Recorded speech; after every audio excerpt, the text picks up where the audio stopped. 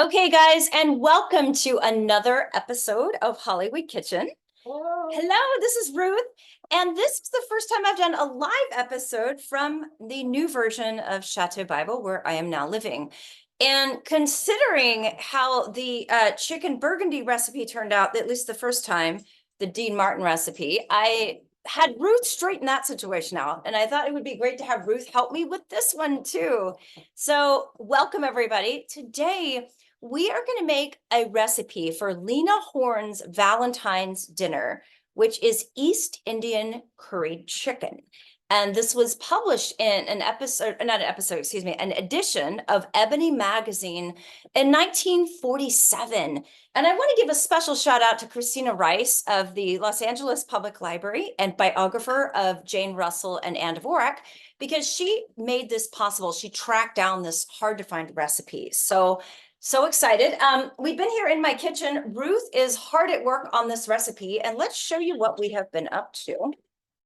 Okay, Ruth, do you want to tell them? We've got our chicken that's been cooked in this mixture of garlic, onion, green pepper, curry powder. We've got some thyme in there, some bay leaves. And so that's been cooking up. So as soon as I'm done making this white sauce here, that I'm going to put in some more curry powder. I've already got some salt and pepper in here. And so I'm just, I'm making my roux to make my white sauce. And then we're going to combine. Our rice is already made, and we made a pineapple rice that we did. We steamed some white rice, and we added pineapple into this. And so after it cooked, I added the pineapple in, got it all stirred up, and so it'll help add to a nice sweet flavor to this. So I've got in my roux here, I've got just some regular white flour and butter and salt and pepper, and I cooked that down. And so now I'm just working up my creaming here, and I'm going to take a little bit of this very flavorful juice that we have from the chicken that we've cooked, and we're going to add that to the sauce also to help. I wish we had smell-o-vision, because it smells so good in here. It actually really does smell really good. The flavors are really lovely. Yes, and one thing I do want to talk about, I'll be right back, is the originator of this recipe. Now, I'll post this recipe so you can see pictures of Lena Horne making it and them describing it. But the recipe was actually published by Frida de Knight. She wrote this cookbook. This is a reprint, but she was the first ever food writer for Ebony magazine. She started working there in 1944, and she was an published cookbook author. Her cookbook came out. It was called A Date with a Dish. Now, this is a reprint from 2014. Unfortunately, I don't have a first edition, but that would be, I'm sure those are highly collectible, because this is a book where she traveled all across the country and spoke to African-American cooks about how they cooked, what food they liked, tips for the household. And I believe this was the first cookbook ever written by an African-American for an African-American audience. So this was a very big deal, and you can still find this cookbook reprinted today. So it was kind of considered a landmark cookbook.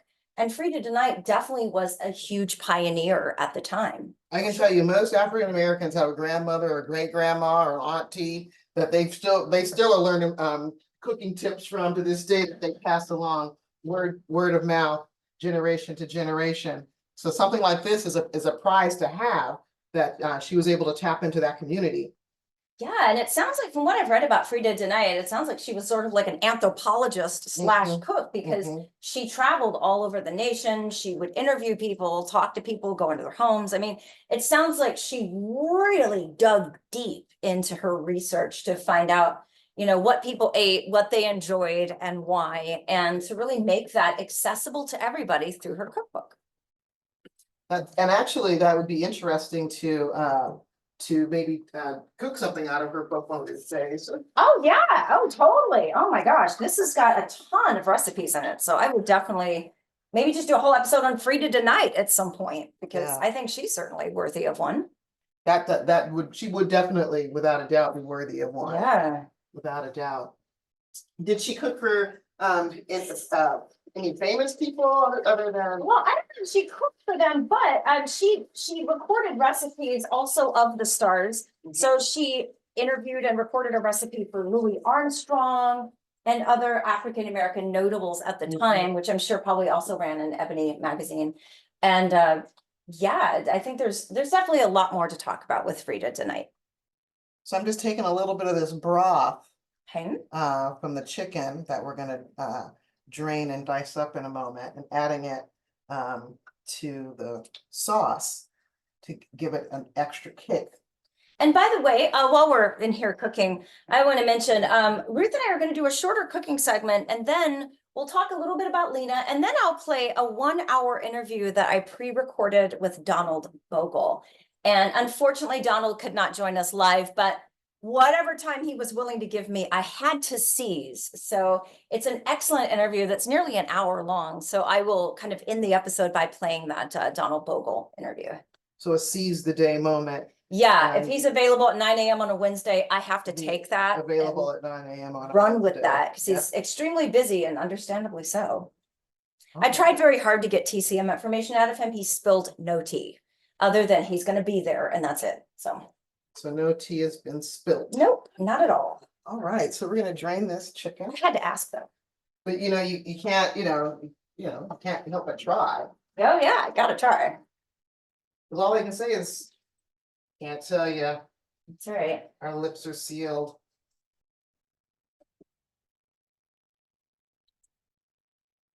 Oh, that's even. Open the window, Ruth. It's kind of a lot of steam in here. All right, so we've got our chicken. Okay. You hold this up to the camera so you can Because see. it's really a pretty color. Yeah. By the way, I got chicken breasts because apparently those cook more quickly than bone-in chicken. Yes. So yes. that made this whole process a little more streamlined. Otherwise, we would have been up at 8 o'clock cooking chicken. That's right.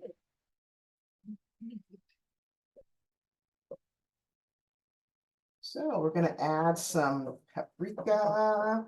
Okay. And we're gonna dice the chicken up. And we're gonna throw in these fresh veggies here. I'm trying to move the camera so we can kind of watch Ruth at her best here making stuff.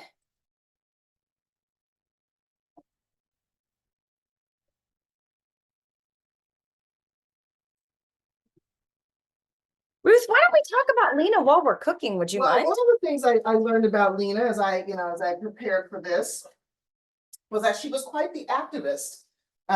With during the Martin Luther King era, the McCarthy era, she had a tough time because she was going to stand up for people. She wasn't going to let them bully her around, and she'd already taken enough stuff, as an actress In Hollywood. And being, diminished in certain times, and not having her worth shown. So she understood the struggle and the fight, and I really appreciate that about her. And she took some hits financially, like a lot of people did. And so it was eye-opening to hear, her life, read some of her history and her family story a bit.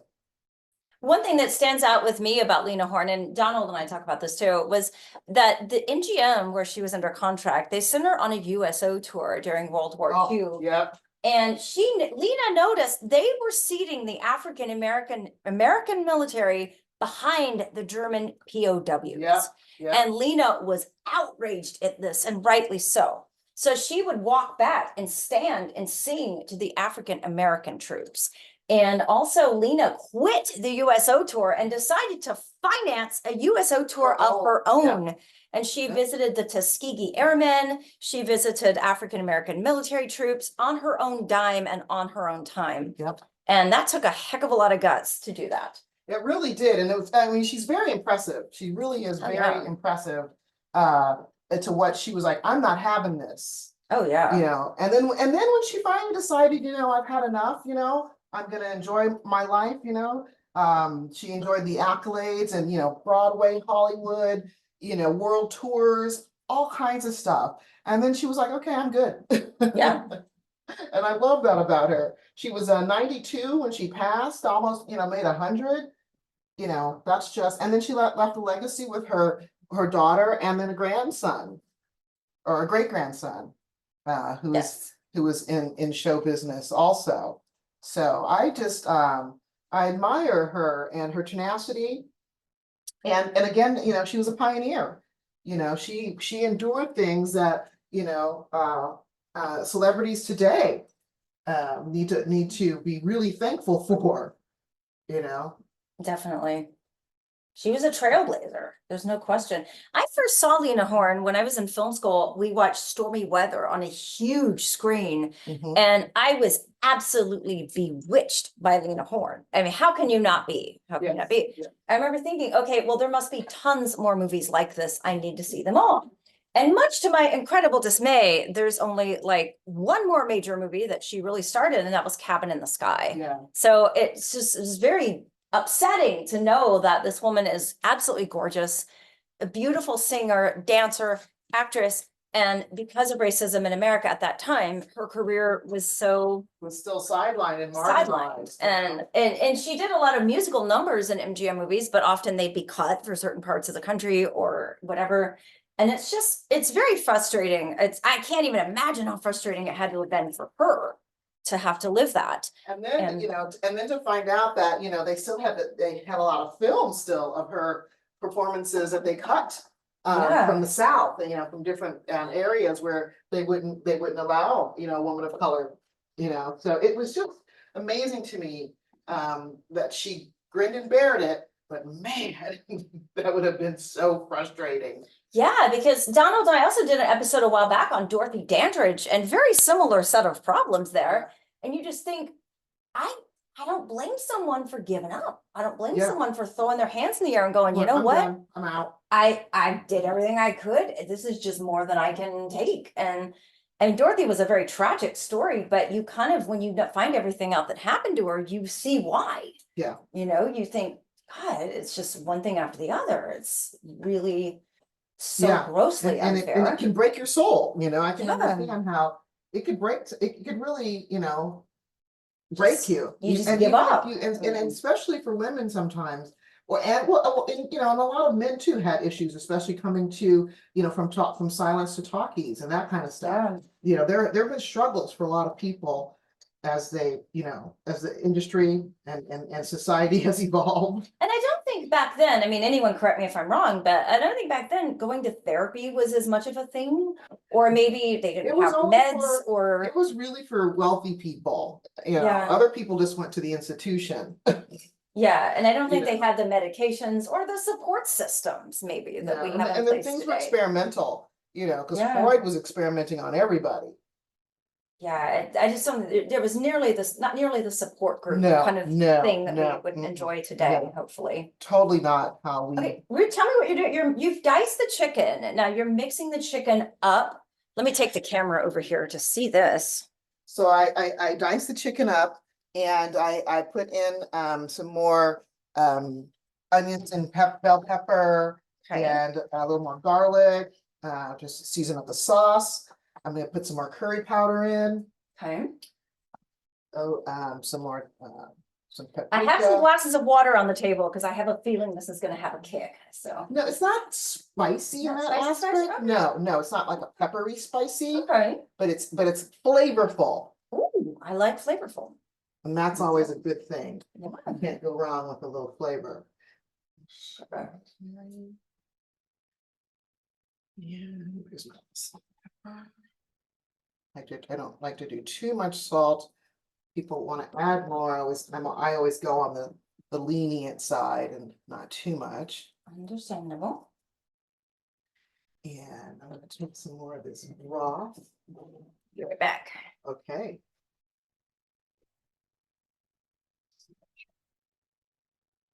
All right. And then our rice is already cooked and ready to be plated when we're ready.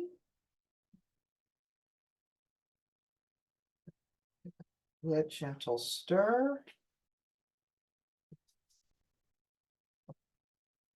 Boy, that looks good. We're gonna eat it on camera and talk about Lena. Wow. But what I do, I would love to see some of her Broadway work, Oh, me too. you know, and she did a world tour. She really took a hold of her career. She really did, and she did it on her terms, Mhm. and she didn't. She wasn't going to let Hollywood get her, Mm. and that's why she went back to Broadway and what she loved and what she was good at, and Broadway knew how to um try to work with her. Yeah. She knew the stage. But man, to be able to see her in a nightclub, at the Gosh. Coca-Cabana and that kind of stuff, she was out here in Los Angeles for a while. That would have been great to be able to see her perform like that. Oh. That would have just been epic. Donald talks about in his book and in our interview about what it was like to meet her, because he got to meet her Oh, twice. wow. Yeah, and he Wow. said she was just bewitching. I can't imagine. I can't I imagine. probably would have cried and left the room. I think it must have been just intimidating for men to just like, oh, I'm gonna talk to her. Well, she's hypnotically beautiful. Yeah, I yeah, mean, not yeah. just beautiful, hypnotically so. Yeah, Like you look into that face, I wouldn't have been able to say anything. I would have been like, so have a taste of the chicken and Ah, get the okay. flavor of that. And it didn't even take long Mm. to get that flavor in there when you use the boneless. When you have, when you want to do something and you don't have a lot of time.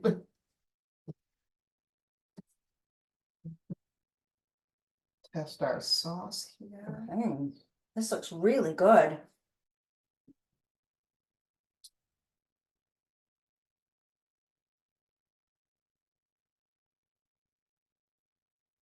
Mm.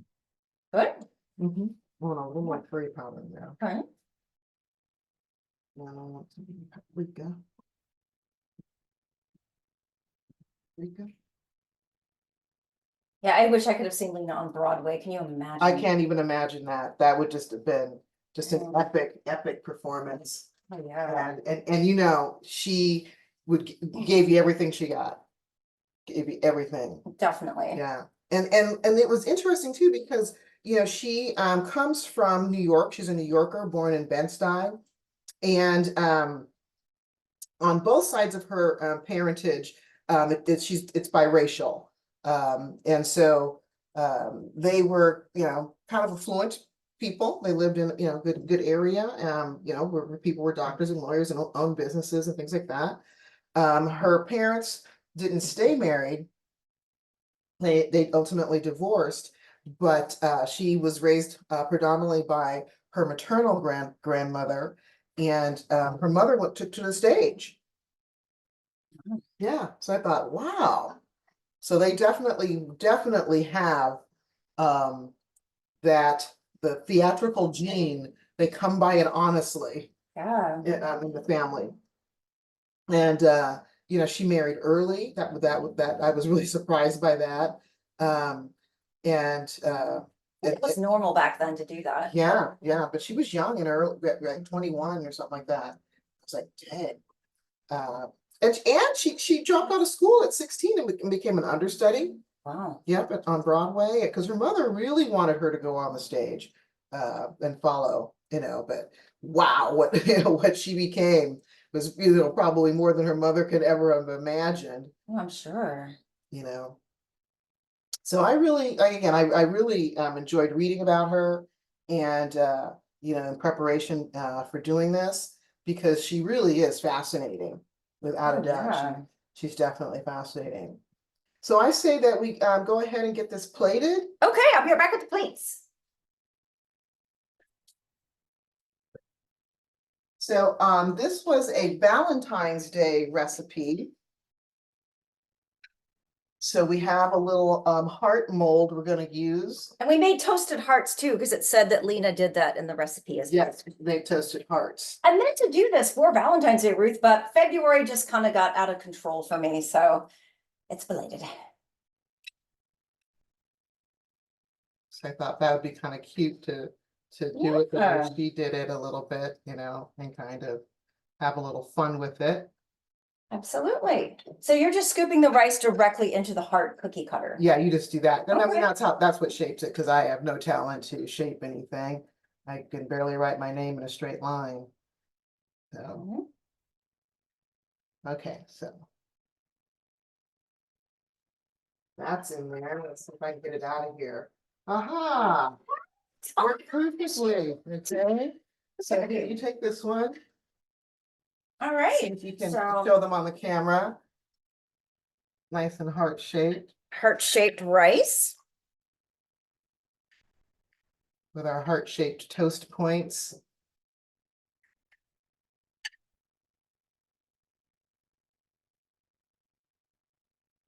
Now I'll be curious if anybody else will try this. And if you try it, please tag Ruth and I and maybe hashtag Hollywood Kitchen so we see it. And I love it when people make these recipes and then let me know how they turn out or how they enjoyed them. It's fun to share these stars and this food. So there's my heart. Excellent. We can turn off the broth Okay. and we can serve. So I'll Excellent. dish you up. Oh, yay.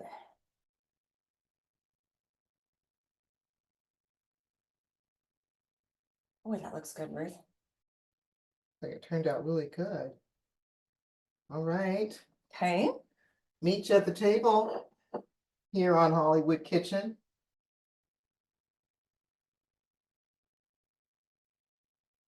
And I think a good Pinot Noir would go good with this dish. Oh, nice. Yeah, a light red, not too heavy, you know?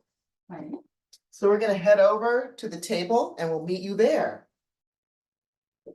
Right.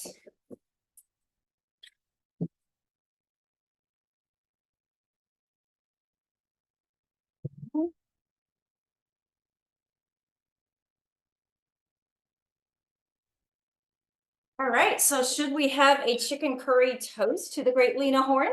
Yes, let's toast the great Lena. All right. I need to take a picture of mine because you know we have to take pictures of everything these days. Right. So I can show what's going on. So here we go. I got our toasted hearts and everything. This is really cool. All right. Okay. So here we go. Bon appetit To Lena Horne. to Lena Horne. Cheers.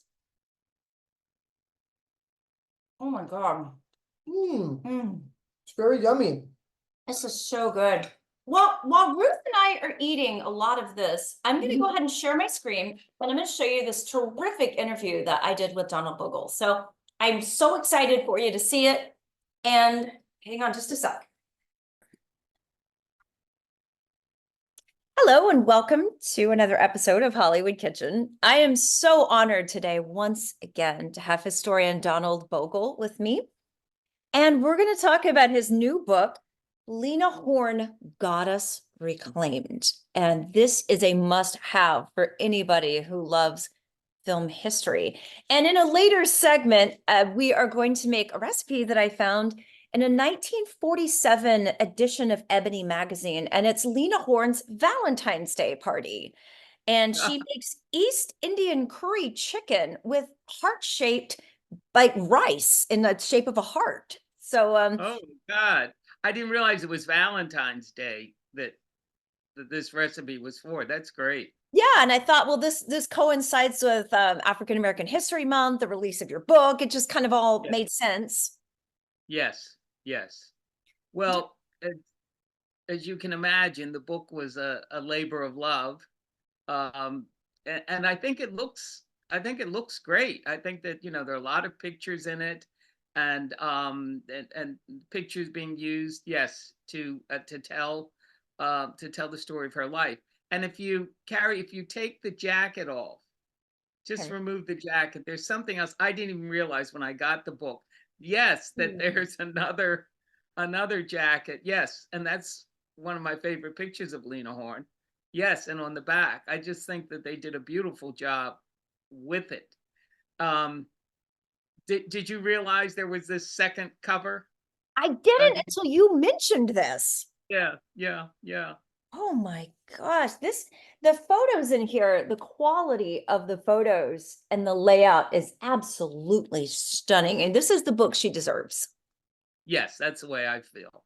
And I had long wanted to do something using a lot of pictures of her, and I was able to find things. I found some things we couldn't use um, because they weren't high resolution and so forth.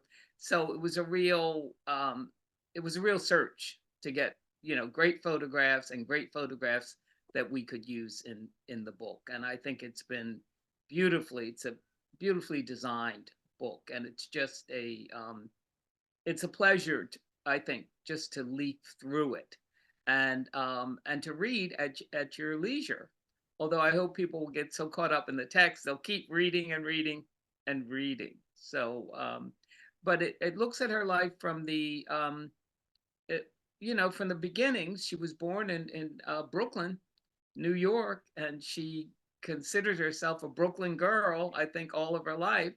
And the book traces her through what became a troubled childhood, um, onto her first brush with success and her entry into show business.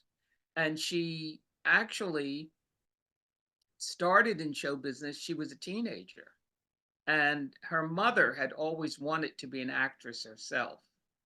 And I think that she was in the beginning living through Lena, sort of typical stage mother. And Lena was appearing at the Cotton Club, this very famous club in New York City with just extraordinary Black entertainers.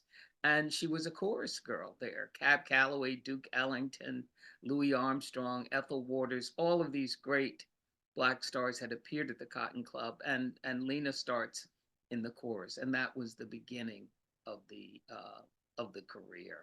So she liked to say, not like to say, but she did say, and I think she felt it was true, that her mother really pushed her into this career and into appearing at the Cotton Club. But one of the things that I sort of discovered about Lena Horne was that her mother may have pushed her into the career, but Lena loved it, and after that she would never really leave show business or career, except for one brief period in the 1930s, and that's when it's a little bit later in the 30s. She was at the Cotton Club in 1933, but she married and was living in Pittsburgh, and she had 2 children, and that was the only time she really sort of put her career, well, there's a kitty cat, put her career on hold. And it was not a happy marriage. And then she returned to her career, and she never left it after that. It was just something that, it just meant so much to her and entertaining. So the book follows her in that particular way. Well, in the book, you say you've met her twice and that you were enthralled. That is the perfect word to use. Yes, yes, I was enthralled, and I'll tell you something that happened before I met her. A friend of mine in New York had said to me very excitedly, he said, "You'll never guess what happened to me today." And so I said, "What?" And so he said, "I saw Lena Horne." And because she was that kind of figure, just legendary. And I remember I just felt so deflated. I said, "I'll never get to meet her." And, and I had longed to. And then I did meet her later. And I met her in a rehearsal hall where she was rehearsing. And I have a picture from that meeting. And and then I later met her, but the first time and the second, she was very gracious. She was just, and she was very warm, and just, you know, I enjoyed talking to her. And there were members of the press around. And I remember I asked her, I don't know how I did this. I was very, very young. And I wanted a kiss. Can you imagine this? And I wanted to give her a kiss or whatever. And she said, no, she said, I'll kiss you. And because, you know, as a singer and so, was always conscious about getting colds or whatever. And she gave me a kiss. And so for a long time, I didn't want to wash that part of my face. And so, but anyway, yes, I was enthralled and I was enchanted. And she was just the fact that she was so warm and gracious and really just so overwhelmingly beautiful. She really was a beautiful, beautiful woman. It wasn't just makeup or anything like that. Of course, makeup enhanced it, which she liked to say. Um, but she was quite beautiful, and so that became, it's a very special experience for me, and I guess that's part of what, as time went on, wanting to do a book on her. I had written about her before. I've written about her in other books, but this was to be a real look at her experiences and just the span of her career, because it was quite a career. It went on for many years, decades, and so it was just it was for me, it was just it was a just an extraordinary experience to be able to spend time with her. And you know, when I was actually writing the book, we had lockdown, and you know, and we had the pandemic, and I couldn't do the book the way I did other books. You know, I was confined. I mean, I couldn't travel and so forth. And I use my own archives here in the apartment. I have all sorts of interviews that I've done with other people who had mentioned Lena, and all sorts of articles, photographs, all of that. And so it was a great way to spend the lockdown, you know, when you're locked in, and here I was with Lena Horne. So it was quite great. Yes, yes. No better lockdown companion than that. No, no, no, no.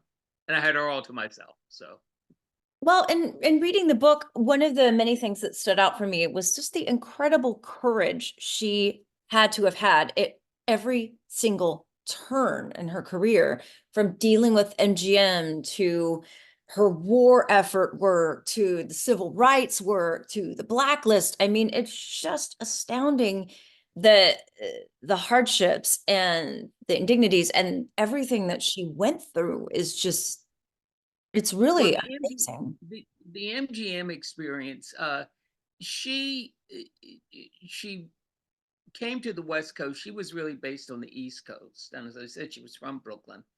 And on the East Coast, once her marriage, she had left her husband, this unhappy marriage, and she was appearing on the East Coast. And she appeared at a very progressive nightclub called Cafe Society. And Cafe Society was in the Village, and Cafe Society had Black entertainers, all sorts of people. Billie Holiday had introduced her song Strange Fruit at Cafe Society. And there were others, but the audience was also integrated, different from the Cotton Club, that Blacks could be in the audience with whites. And she made a real impact when she was there at Cafe Society. And then she went to the West Coast to appear at a club in Los Angeles. And then she was spotted, and she was taken to MGM. And it was Roger Edens, who was a part of the Freed unit, and this was Arthur Freed's unit of directors, choreographers, vocal coaches, all these people who worked on some of America's great musicals. And And so she was taken to sing for Freed, Arthur Freed, and he wasn't particular about seeing her, another singer, and of course he knew she was black, and she got there, and when she performed, Freed just hadn't heard anyone like her, because Lena Horne, for a black singer, she didn't do blues and she didn't do rhythm and blues. She did sort of standards and show songs and so forth. And Freed was only going to listen to her for a few minutes, and it just went on and on. And then he took her to see Louis B. Mayer. He called Mayer up on the phone. I want you to see this singer. And Louis B. Mayer heard her perform, and Marion Davies was at the studio that day, and she heard her in Mayer's office or whatever. And then they signed her, and Lena Horne was very, very excited about it. There was one little thing when that I find quite interesting and charming, actually, when she was going through these negotiations with MGM, and she had a Hollywood agent then and so forth, and she got nervous. She was in this world, they were all men talking to her, and white men. And Lena Horne became nervous, and she called her father. And her father was in Pittsburgh, and she asked him, would he come to Los Angeles to meet with the studio people? Now, bringing her father, and Louis B. Mayer met with her father, and he, I'm sure, had never met a man quite like her father. Her father was quite sort of debonair, and her father was, as Lena liked to say, he was a gambler, and her father, met with Mayer and so forth, and then it was all right for Lena. She went ahead and she signed. Now, with all of that, Carrie, with signing with MGM, this big break, and they had decided they were going to use her in a different way, because African American performers in Hollywood in the 30s and into the early 40s, they mostly played servants and comic servants. And you had great black performers cast in these roles. I mean, Hattie McDaniel, who had won an Oscar for Gone with the Wind, Louise Beavers, who had been in the original 1934 Imitation of Life, and Paul Robeson had been in the 1936 Showboat and so on.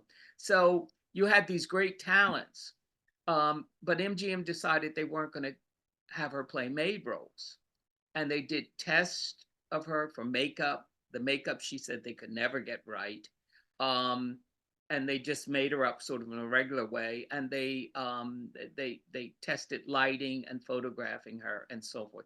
It was a big deal. But at the studio, here she is signed, and she's going to play different types of roles, and there were still these indignities.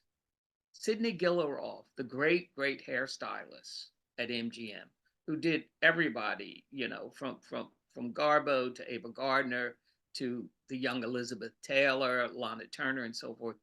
He said that in the hair department, none of them wanted to touch Lena Horne's hair. They did not know. He said they did not want to. And he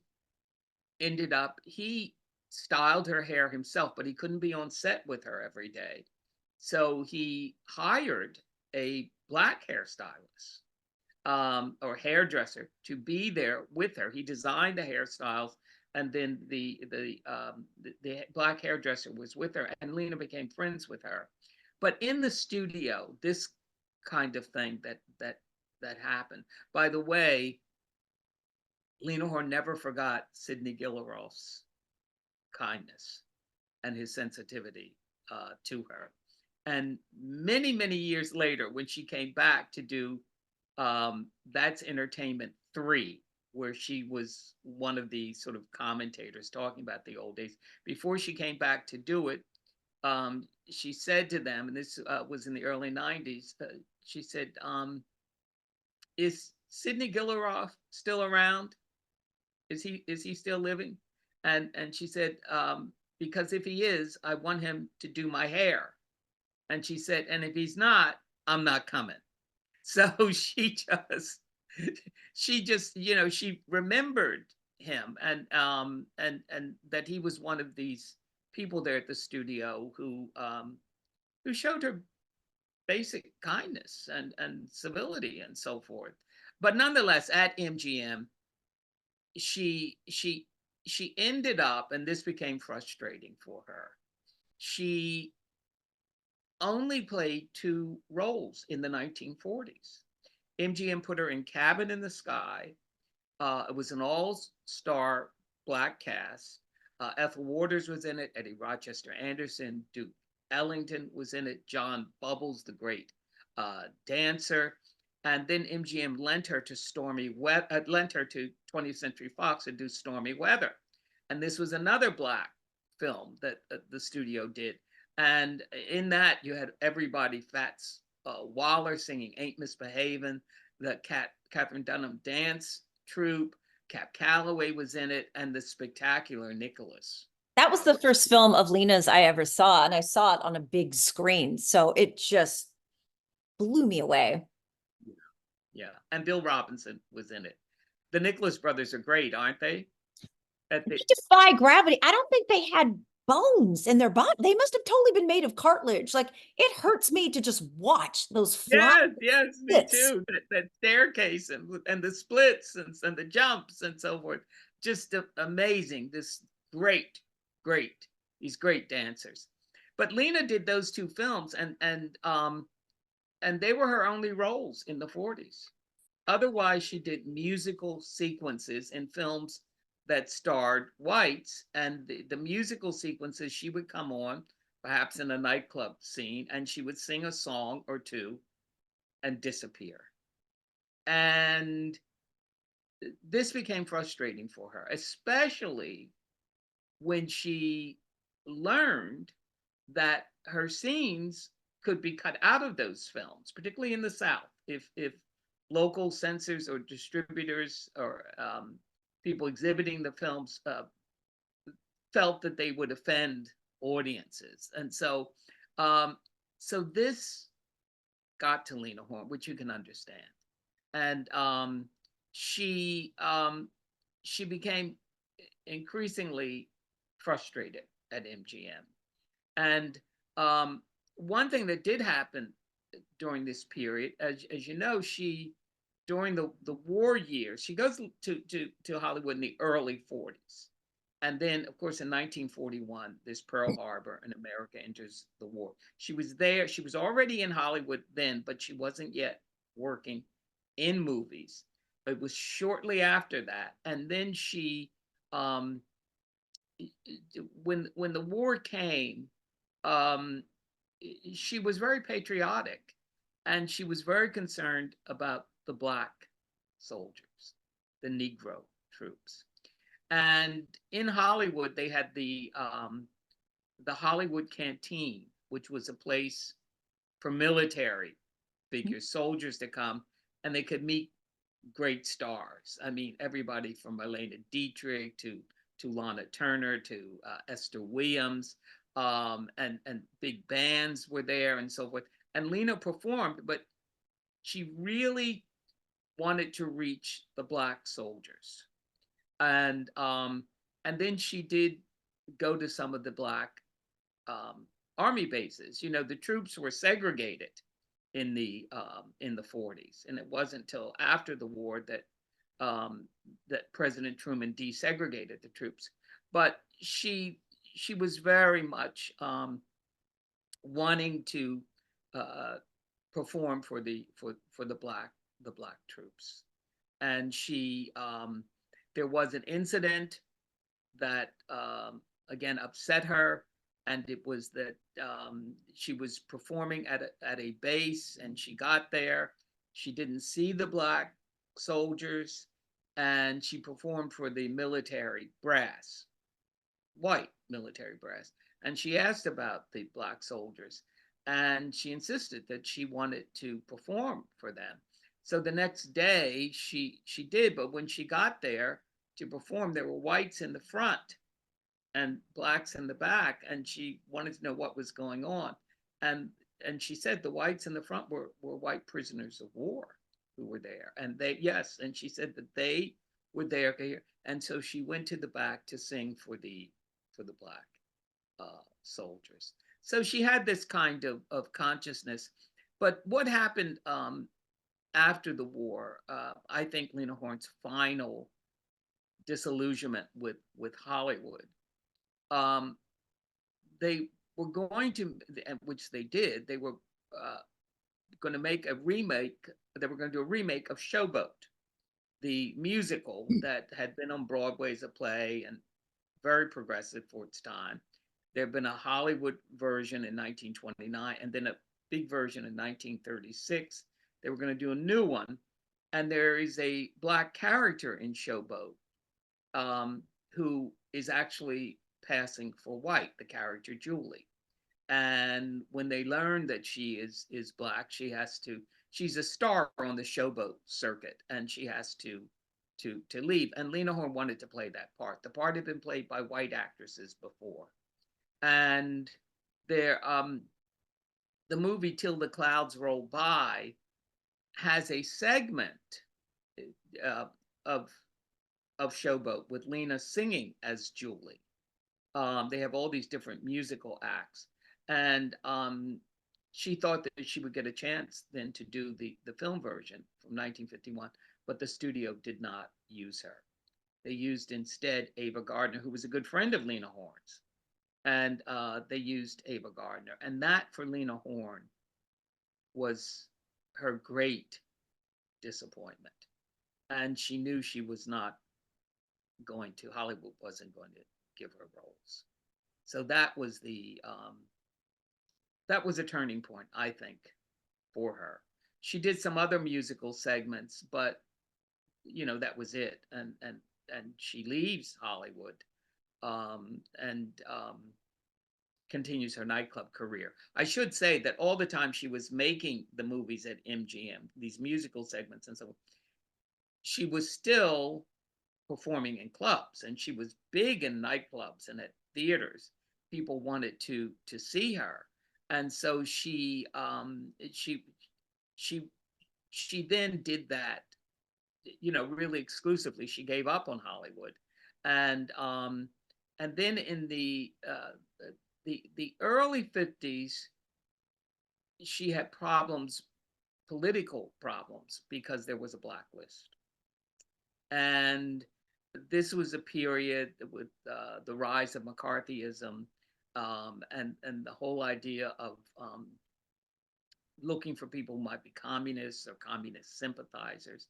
It was really something. And Lena Horne had always been political, not subversive or anything, but just very much concerned about rights for Black people and other groups.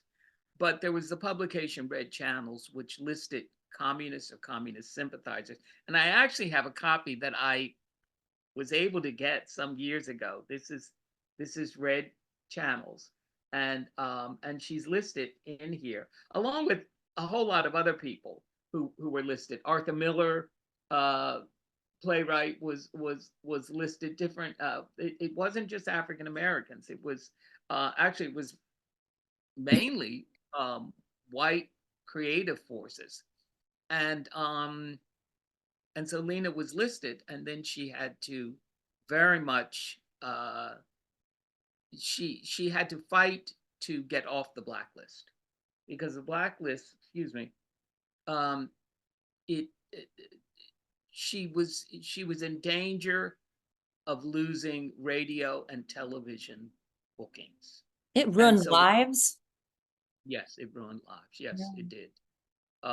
Many people. And the thing is, when you look at Red Channels, these entertainers who are entertainers or entertainment figures, Lillian Hellman is in it, the playwright, screenwriter, and so forth. And they list the names of these people, and under it, there are all these activities that they did that make them look like they're communists. It could be attending a rally, a political rally for a certain candidate that you know, what is this that you can't rally for a political figure and so forth? And so anyway, she had to get off the blacklist, and she was able, and then was able to resume her career. So you know, it was this kind of struggle for her. So so the book does all that, and it, you know, follows through. And I was going to say that, excuse me, in the 50s, the other thing Lena Horne did was that she went to Broadway, and she went to Broadway in a show. As a young woman, she had appeared on Broadway, but she went as the star of Jamaica, which was a big hit, music by Harold Arlen, who Lena loved his music. And that became a troubled production because Lena Horne was finally free of MGM and having to follow their dictates. And I've always felt that when she got to Jamaica, and was the same was true of her nightclub acts, she was determined that she was going to call the shots for herself. She wasn't going to let others really define her. And so with Jamaica, she just sort of took over, and there were difficulties, but it opened, and she got raves, and it was a hit. And Lena Horne also had fought. Jamaica had ended up having a black stage manager because of Lena Horne's fight. All of these things that are important in entertainment, where, you know, we look at it today, we can't believe some of these things that went on in the past, the discrimination, the lack of opportunities for very talented people. But Lena Horne understood that, and she did fight in her own way. And of course, she became involved in the civil rights movement in the 50s and the 60s. And, you know, at that time, a prominent black voice was important to the civil rights movement. And there was the, you know, the Great March on Washington in 1963 with Martin Luther King and his great speech, I Have a Dream, and Lena attended. It was a big national event. I should mention that also with others in the March on Washington, Sidney Poitier, Harry Belafonte, Marlon Brando, Charlton Heston. And so, I mean, there were others that just saw this in importance of the civil rights movement and participated. But Lena Horne was there that day for the march on Washington. So it was a great thing that she, you know, it was great that she was able to use her fame to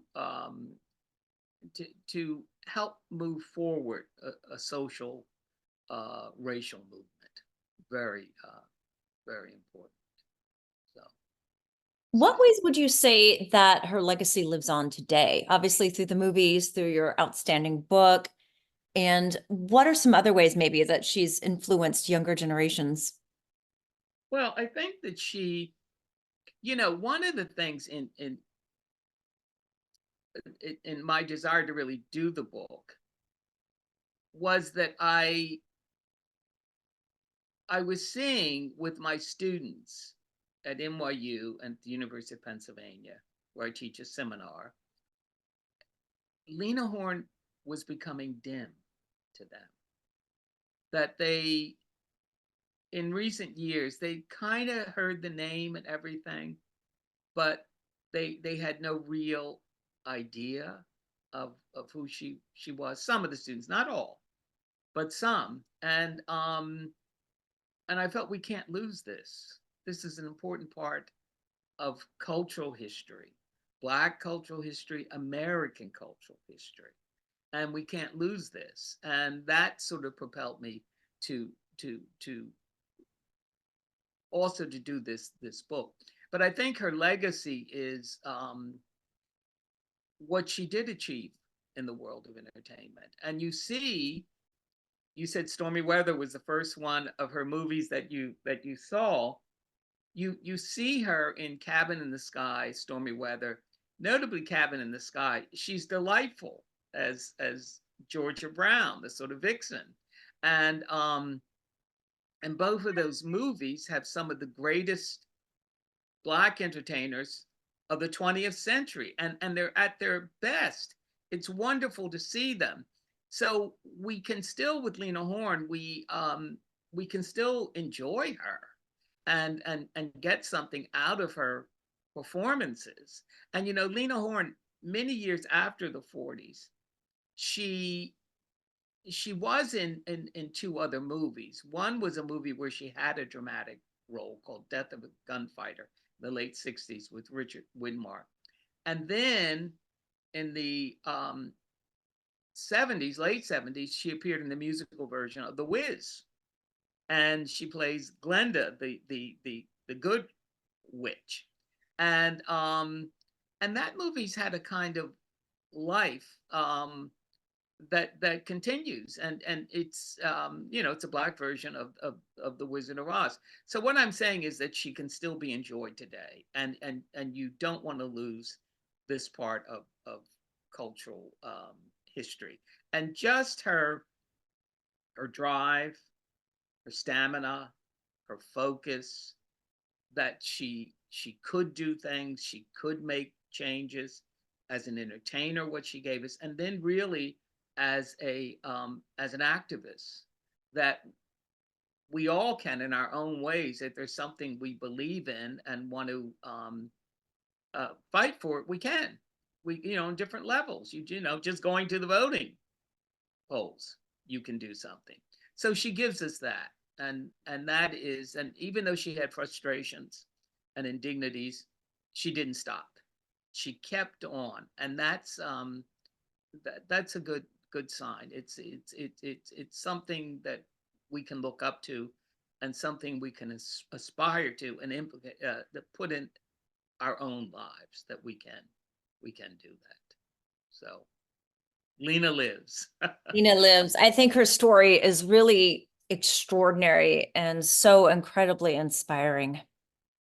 Yes, yeah, it really it truly is. It's she's a one of a kind.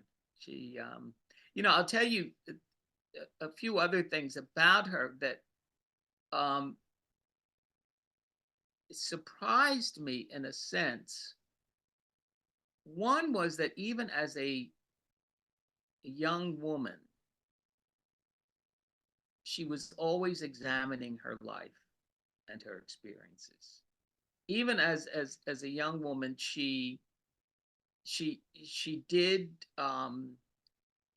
a series for the Black press in the late 40s, a 3-part series about her life and her experiences. She just had to examine it. She did it in the 60s.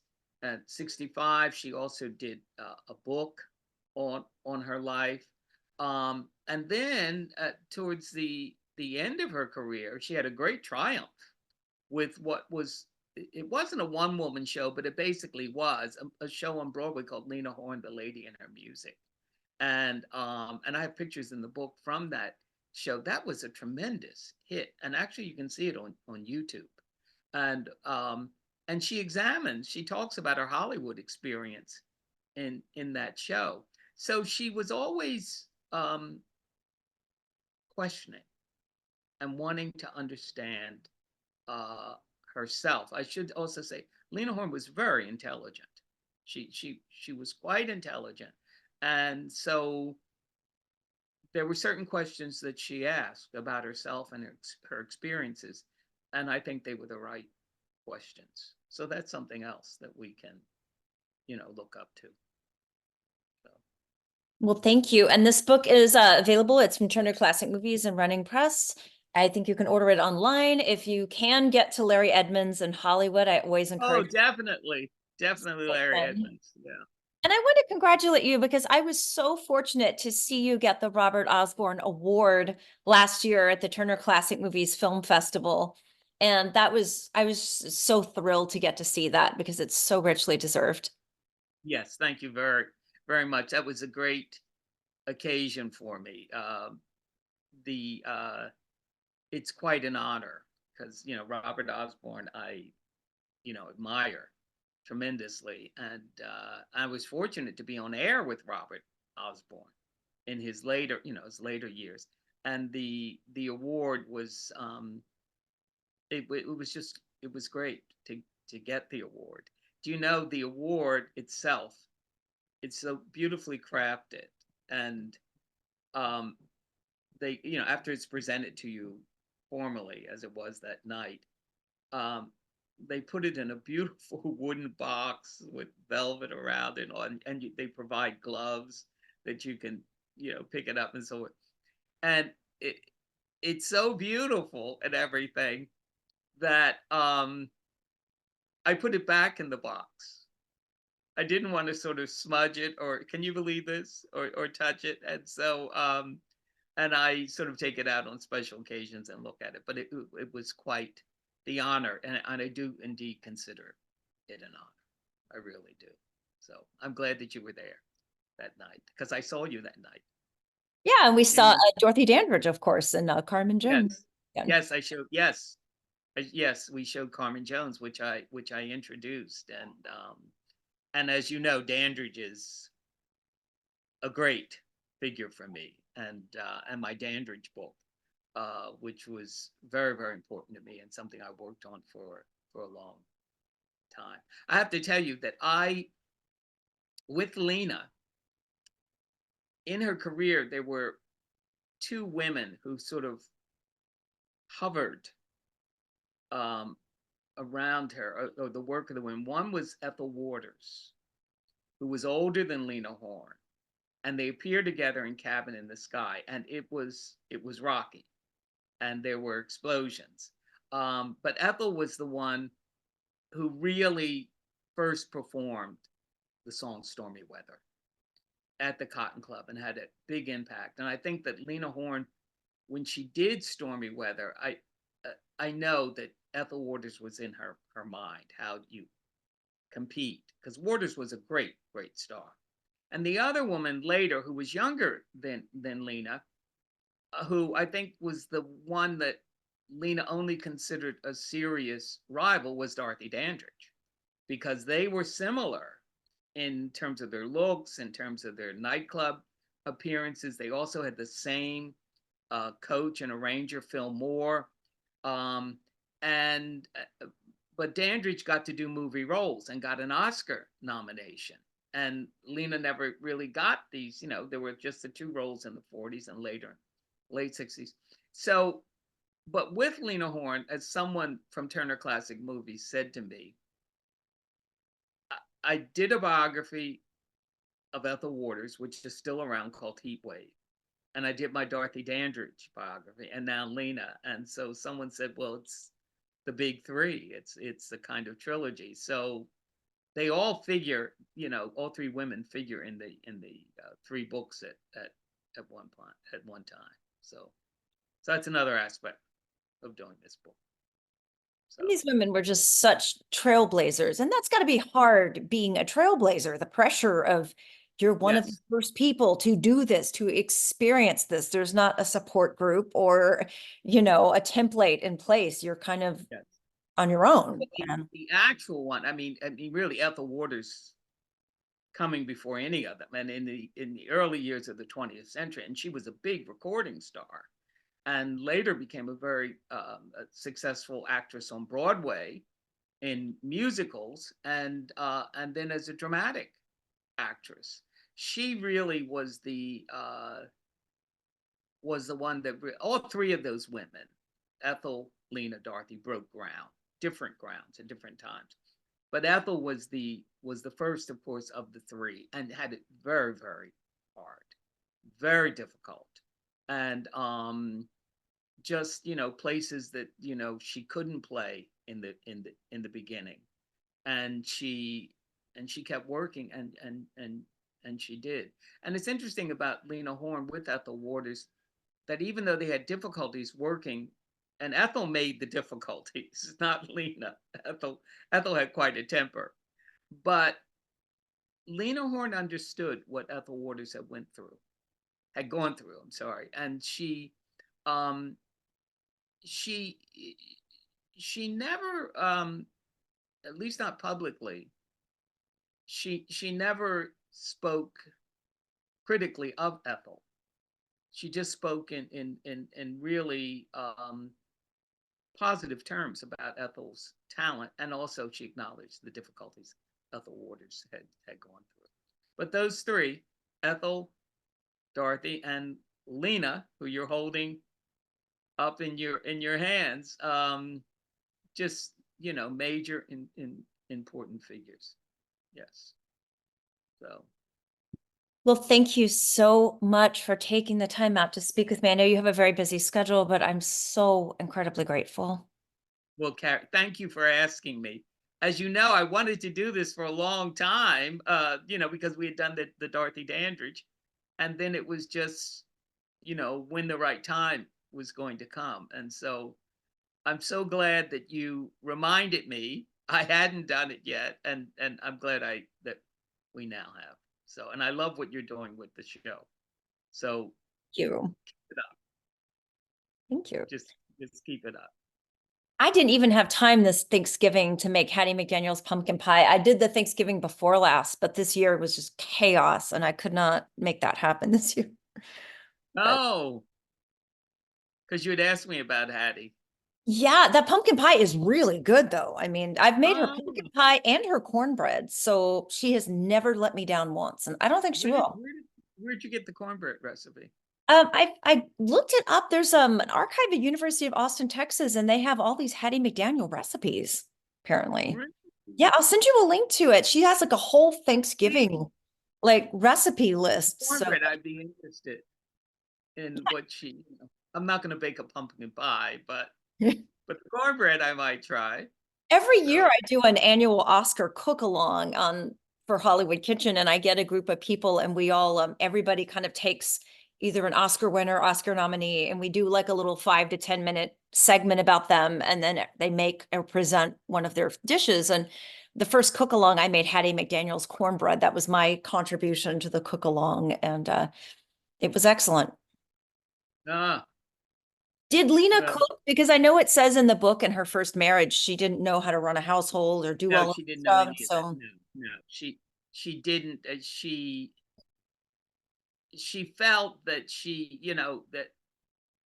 as I said, it wasn't a happy marriage, and she was glad to get away from him. He was quite dominating, but she did realize later, and she commented on it, what he had expected of a wife, and she wasn't that. And she felt that it was too bad she couldn't have done better with those things that he wanted there at the home. But as far as I know, I think she probably liked, as far as I know, fooling around in the kitchen. Um, and it was probably a way for her to relax after an engagement or between engagements and so forth. But a funny thing that I saw that her daughter actually had said about Lena once was that Lena loved she loved her stardom, and she loved the beautiful clothes and gowns and so forth, and the expensive luggage when she traveled and all of that. Um, she really enjoyed that, but she also loved having breakfast at 3 o'clock in the afternoon. That because in the nightclub, in that world, she didn't come down to the early hours of the morning. That adrenaline was still pumping, so she slept late. And I just love the idea of her having breakfast at 3 in the afternoon. because the Ebony article, it has a lot of pictures of her in it, and like she's shaping the rice into the heart shape. So you kind of get the impression that this isn't totally staged by a publicist, that maybe she's. No, I don't think it was totally staged. As I said, I think that she probably that was something that it was something else to focus on, the cooking, and away from from herself and from the whole idea of presenting herself for an audience and getting it right for an audience, that this was a way, something else that she could do for herself or for her loved ones. And and um and to see the results immediately when, you know, when that meal is, or that dish is prepared, and then to you know, to have the satisfaction of um tasting it, eating it, enjoying it. So I think that probably meant something to her. So I don't think she had a lot of time in, you know, earlier, I don't think, because with studio life and all the things at the studio that she had to do. I mean, even just the publicity pictures and so forth. And I have them in the book where, you know, she would be posing and so forth. And I think I do have one in the book where she's at the stove. Oh yeah, or that's in something. there for sure. And you mentioned that this is definitely the work of a publicity department. Yes, Yeah, I remember exactly, that. exactly. So, But she so didn't she, take you a know, what's that? She didn't take a bad picture. no. No, I mean, no. just every single one of these is something to just Yes, yeah, absolutely savor. yeah. She was really one of the screen's, I mean, great beauties. She really, Oh, she no. was, and that helped her early in her career, which she understood.